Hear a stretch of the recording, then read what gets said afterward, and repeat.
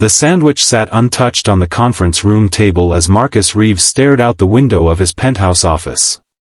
60 floors below, New York City pulsed with life, but he couldn't feel it. His mind was elsewhere, 22 years in the past, to be exact. The board meeting would start in 10 minutes, another multi-billion-dollar acquisition on the agenda. But none of it mattered now. Not since he'd seen her face on that charity website last night. Not since everything finally clicked into place. If you're wondering how a simple sandwich could change the trajectory of a billionaire's life, stay with me. This story might just change yours too. Like, subscribe, and join me on this journey of fate, kindness, and second chances that spans over 2 decades. I was 17 when I ran away from my third foster home. December in Chicago is brutal when you have nowhere to go. 3 days without food, sleeping in the back of an abandoned car, I was at my breaking point. The hunger was no longer just a gnawing sensation, it had become a kind of madness. I remember shuffling into that small library just to get warm, my legs barely holding me up. That's when I saw her. Sarah Chen. She worked there as a student librarian. I must have looked terrible because she approached me immediately, concern etched across her face. I tried to play it cool, pretended I was just there to read. But when I nearly collapsed trying to reach for a book, she didn't call security like I expected. Instead, she guided me to a back room, pulled out her lunch bag, and handed me her sandwich. My mom always packs too much, she lied. I could tell it was a lie because the sandwich was wrapped in a way that suggested care, intention. It was meant for her. But she gave it to me anyway. I devoured that sandwich, turkey and avocado on wheat bread, while she pretended to organize books nearby, giving me dignity in my desperation. When I finished, she slipped me a card for a youth shelter downtown. They have a good program, she said. No questions asked. That sandwich, that shelter card, they saved my life. The next day, I checked into the shelter. 6 months later, I had my GED. A year after that, a scholarship to community college. I never saw Sarah again. Life moved forward, and I buried the memory of that day beneath the growing success of my tech company, my marriage, my daughter, my divorce, my expanding empire. Until last night, when I was mindlessly scrolling through potential charities for my foundation to support.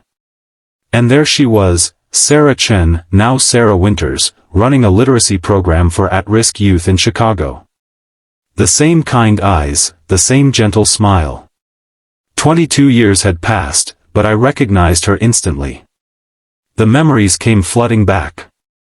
Not just of the sandwich, but of how she had looked at me, not with pity, but with a simple human recognition.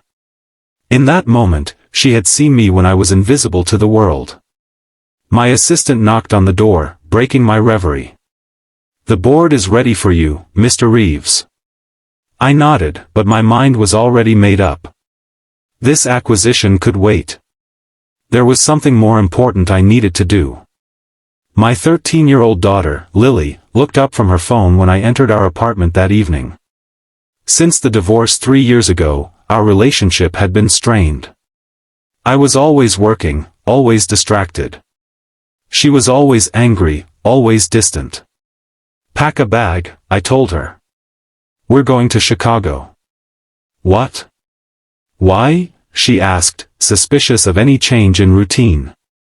There's someone I need to thank, I said. And I think it's time I told you a story about where I really came from. On the private jet to Chicago, I told Lily everything. About being abandoned at 12, about the foster homes, about running away, about starving. Her eyes widened as the carefully constructed narrative of her father's life, the one where I was always successful, always in control, crumbled before her. You were homeless? She asked, her voice small. I was, I admitted. And I would have stayed that way, maybe died that way, if not for one person's kindness. Sarah's literacy center was housed in an old converted warehouse in a struggling neighborhood. When we arrived, children of all ages were scattered around bright, comfortable reading nooks. The walls were lined with books, and inspirational quotes were painted in vibrant colors. And there she was, helping a young boy sound out words from a picture book. Her hair was shorter now, with strands of gray, and laugh lines framed her eyes. But her patient smile was exactly as I remembered it. She looked up when we entered, her expression polite but questioning. "Can I help you?" I stood there, suddenly unsure of what to say. How do you thank someone for saving your life with a sandwich? How do you explain that their small act of kindness was the foundation upon which you built everything? "My name is Marcus Reeves," I said finally. 22 years ago, you worked at the Lincoln Park Library. You gave a starving kid a sandwich and directions to a shelter." Her eyes widened in recognition, then filled with tears. "The boy with the torn blue jacket," she whispered. "You remember that?" "I remember everything," I said. That sandwich was the first kindness anyone had shown me in months. It changed everything. What followed was hours of conversation. Sarah had married, had 2 children, then lost her husband to cancer 5 years ago. She'd used the insurance money to start this literacy center, believing that books could offer kids an escape and a future, just as they had for her. Lily sat with us, quiet at first, then increasingly engaged as she helped some of the younger children with their reading. I watched my daughter bloom before my eyes, connecting with these children in a way I hadn't seen her connect with anyone in years. As the day wound down, I finally asked the question that had been on my mind. "Why did you do it? Give me your lunch that day? You didn't know me." Sarah considered this, then shrugged. "You looked like you needed it more than I did." It wasn't complicated. But it was. In a world where people walk past suffering every day, she had stopped. She had seen me. And that simple act had rippled through time, affecting not just my life but the lives of thousands of employees who worked for my companies, the charities my foundation supported, and most importantly, my daughter's life. Before we left, I handed Sarah an envelope. Inside was a check for $10 million, made out to her literacy center. She stared at it in shock. "I can't accept this." "You can," I insisted. "And I want to do more. My foundation can help you expand, reach more kids. This is just the beginning." She shook her head, tears streaming down her face. "All from a sandwich." "No," I corrected her. "All from seeing someone who felt invisible. All from basic human kindness." On the flight back to New York, Lily was unusually quiet. Finally, she looked up from her phone. "Dad, can we go back next weekend? I told some of the kids I'd help them with their reading project." Something warm unfurled in my chest. "Of course we can. And Dad," she added, "I think I understand now why you work so hard. But maybe we could do more things like this? Together?" I reached across and squeezed her hand. "I'd like that very much." Over the next year, Sarah's literacy program expanded to 5 locations across Chicago. I stepped back from day-to-day operations of my company to focus on the foundation, with Lily by my side whenever she wasn't in school. We traveled to each new center opening together. The board wasn't happy with my reduced role, but for the first time in my life, I understood what truly mattered. Success wasn't measured in acquisitions or stock prices.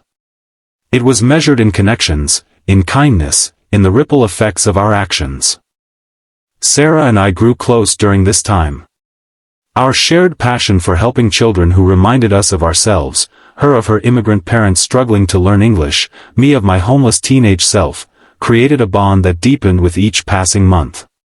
2 years after our reunion, I asked her to marry me. Lily was my best woman at the wedding. Today, the Reeves Winters Foundation operates literacy centers in 50 cities across the country. Each one has a cafe that provides free meals to anyone who asks, no questions asked. We call them sandwich shops, and every employee knows the story behind the name. Sometimes the smallest acts of kindness can change the trajectory of a life. Sometimes a sandwich is more than just a sandwich, it's a lifeline, a turning point, a beginning. And sometimes it takes 22 years to understand the true impact of a single moment of human connection. If this story touched you, remember that you never know when your small act of kindness might be the turning point in someone else's story. Like and subscribe for more stories that remind us of our shared humanity and the power we all have to change lives. Because in the end, we're all just people trying to find our way, and sometimes all it takes is someone to see us when we feel invisible.